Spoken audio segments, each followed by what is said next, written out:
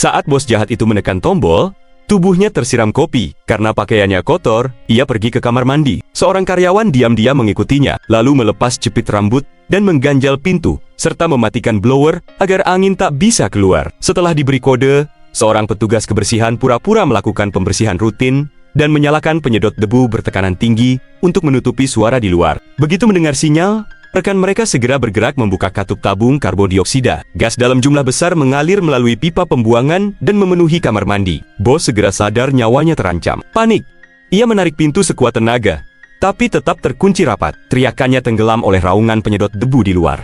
Detik demi detik berlalu, udara semakin menipis. Dadanya sesak, pandangannya gelap. Dalam putus asa terakhirnya, ia terjatuh dan meregang nyawa. Polisi awalnya menyimpulkan kejadian itu sebagai kecelakaan karena tidak ada bukti mencurigakan. Namun saat memeriksa pintu, Kapten tim kriminal melihat goresan samar di gagangnya dan merasa ada yang janggal karena lantai kamar mandi dilapisi ubin anti-slip sehingga kecil kemungkinan korban terpeleset. Selain itu, pada gagang pintu terdapat sidik jari acak, seperti korban berusaha keras membuka pintu. Akhirnya, ia menginterogasi seluruh karyawan dan menemukan fakta bos tersebut memiliki saingan bisnis. Langsung saja Kapten menginterogasi orang tersebut. Namun ia mengatakan, dalam urusan bisnis semua pesaing adalah musuh. Dari hasil penyelidikan, semua mengarah pada seorang dokter. Kapten kemudian menuju rumah dokter itu untuk diinterogasi. Disinilah kebenaran yang mengejutkan terungkap. Ternyata bos tersebut berbuat jahat pada karyawannya dan menjadikan mereka kelinci percobaan untuk obat berbahaya. Efeknya, ada karyawan yang mengalami insomnia parah,